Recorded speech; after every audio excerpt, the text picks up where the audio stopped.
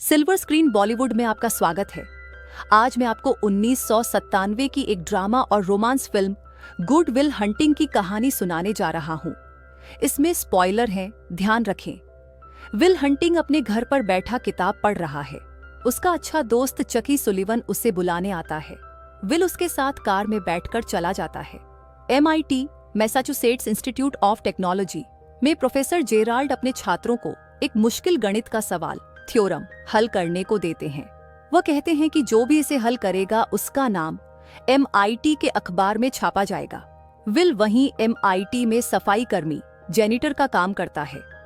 Board पर वही सवाल लिखा होता है। वह चुपचाप फर्श साफ करते हुए उसे देखता है और ध्यान से सवाल पढ़ता है। बाद में विल और चकी बार में जाते हैं। थोड़ी देर साथ रहने के बाद विल जल्दी घर लौट आता है और उसी सवाल को हल करने बैठ जाता है। अगले दिन सफाई करते हुए भी वह बोर्ड पर सवाल हल करता रहता है। विल और चकी बेसबॉल खेलते हैं। मजाके में दोनों बहस करते हैं। चकी अगले हफ्ते हार्वर्ड बार जाने की बात करता है और विल मान जाता है। इस बीच प्रोफेसर जेराल्ड को पता चलता है कि किसी ने सवाल हल कर दिया है। वह हैरान रह जाते हैं और पूछते हैं कि इसे किसने हल किया, लेकिन कोई छात्र सामने नहीं आता। विल, चकी और उनके दोस्त बेसबॉल गेम देखने जाते हैं। वहां विल अपने बचपन के एक गुंडे को पहचानता है।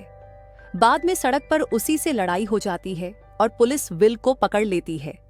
क्लास में जेराल्ड से छात्र फिर पूछते हैं कि वह कौन था जिसने सवाल हल किया। अचानक वह देखते हैं कि विल बोर्ड पर एक और सवाल हल कर रहा है। पहले तो उन्हें लगता है कि विल मजाक कर रहा है, लेकिन फिर समझ आता है कि यह लड़का बहुत होशियार है। विल अपने दोस्तों के साथ हार्वर्ड बार जाता है। वहां उसकी मुलाकात स्काइलर नाम की लड़की से होती है, जो उसे अपना नंबर दे देती है। जेराल्ड अब विल को ढूंढते हुए उसकी नौकरी वाली जगह पहुंचते हैं। उन्हें बताया जाता है कि विल ने पैरोल ऑफिसर के कहने पर नौकरी ली थी। उधर कोर्ट में विल पर पुलिसकर्मी पर हमला करने का केस चलता है। जज बताता है कि विल का अतीत बहुत दर्दनाक रहा है। वह कई फॉस्टर होम्स, दत्तक घरों में रहा और वहां बुरी तरह परेशान किया गया। जमानत की रकम $50,000 तय होती है। जेल में रहते हुए विल स्काइलर को कॉल करता है। जल्द ही जेराल्ड उससे मिलने आता है और उसे मदद की पेशकश करता है, लेकिन शर्त यह होती है कि विल गणित पर काम करेगा और एक थेरेपिस्ट से मिलेगा। विल पहली शर्त मान लेता है, लेकिन थेरेपी को गंभीरता से नहीं लेता। कई थेरेपिस्ट से मिलने के बाद भी वह सबको मजाक में उड़ाता है। आखिरकार जेराल्ड अपने पुराने दोस्त और सहपाठी doctor Sean Maguire Robin Williams को लाते हैं, जो अब थेरेपिस्ट हैं। पहली मुलाकात में ही विल बदतमीजी करता है और शॉन की पत्नी के बारे में बुरा बोल देता है। शॉन गुस्से में उसे उसकी हद बताते हैं। इसके बावजूद शॉन तय करते हैं कि वह अगले हफ्ते फिर विल से मिलेंगे। धीरे धीरे शॉन और विल के बीच बातचीत शुरू होती है। शॉन उसे समझाते हैं कि केवल किताबों से ही ज्ञान नहीं मिलता, असली अनुभव जिंदगी जीने से आता है। वह बताते हैं कि प्यार, दुख, युद्ध या कला जैसी चीजें किताबों से नहीं बल्कि उन्हें जीकर ही समझी जा सकती हैं। ये बातें विल के मन में असर डालती हैं। वह स्काइलर से मिलता जुलता रहता है, लेकिन अपने डर और असुरक्षा की वजह से उससे गहरे रिश्ते से कतराता है। शॉन उसे बार बार समझाते हैं कि कोई भी रिश्ता परफेक्ट नहीं होता। हमें बस यह देखना होता है कि क्या हम एक दूसरे के लिए सही हैं, और यह तभी पता चलता है जब हम कोशिश करते हैं। धीरे धीरे विल अपना दिल खोलने लगता है और अपने दर्दनाक अतीत, डर और भावनाओं को स्वीकार करने की हिम्मत करता है।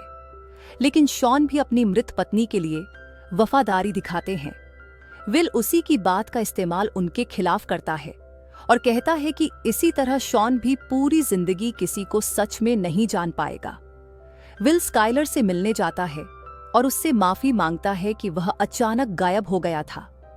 वह पूछता है कि क्या वे फिर बाहर जा सकते हैं।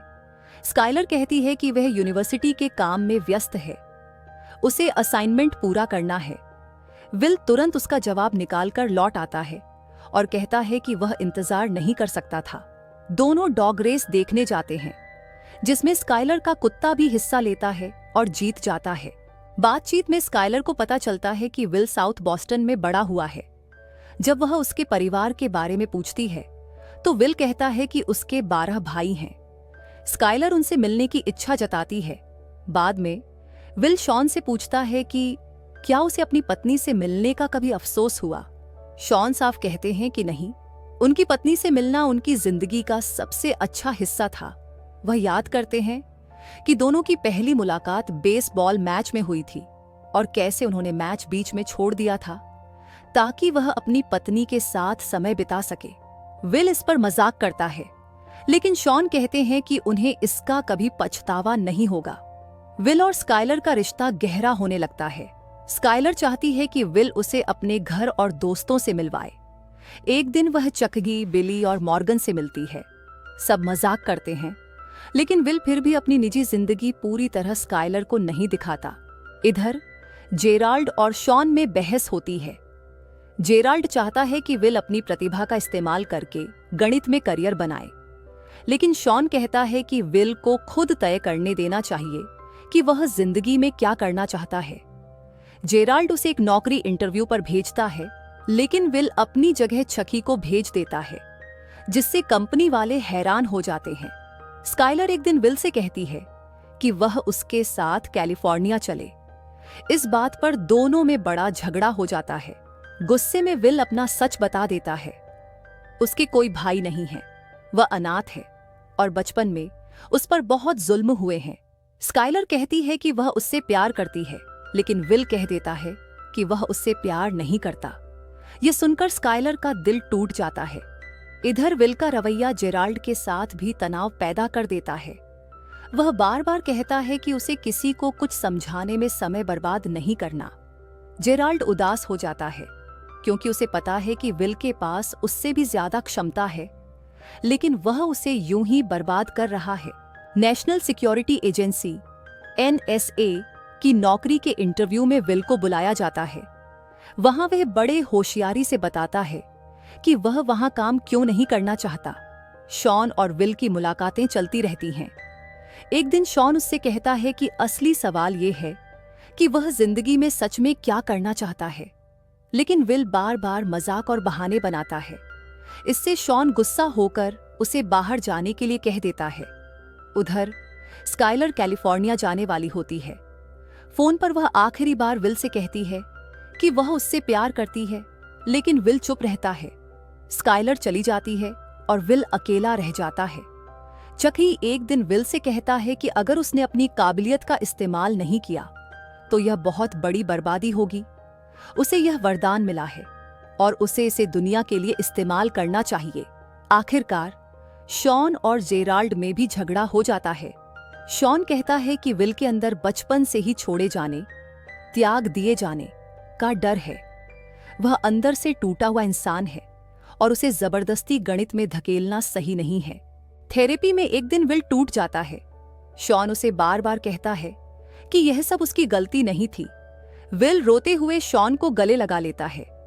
कुछ समय बाद विल जेराल्ड की मदद से एक नौकरी का ऑफर पाता है। शॉन उसे अपना नंबर देता है और दोनों गले मिलते हैं। विल के 21वें जन्मदिन पर उसके दोस्त उसे कार गिफ्ट करते हैं, जिसे उन्होंने मिलकर बनाया था। सब बहुत खुश होते हैं। शॉन और जेराल्ड भी अपने पुराने गिले शिकवे भुलाकर फिर से दोस्त बन जाते हैं। विल शॉन के घर पर एक नोट छोड़ जाता है। जब चक्की और बाकी दोस्त उसे लेने आते हैं तो उसका घर खाली मिलता है। चक्की समझ जाता है कि विल ने आखिरकार अपने डर से बाहर निकलने का फैसला कर लिया है।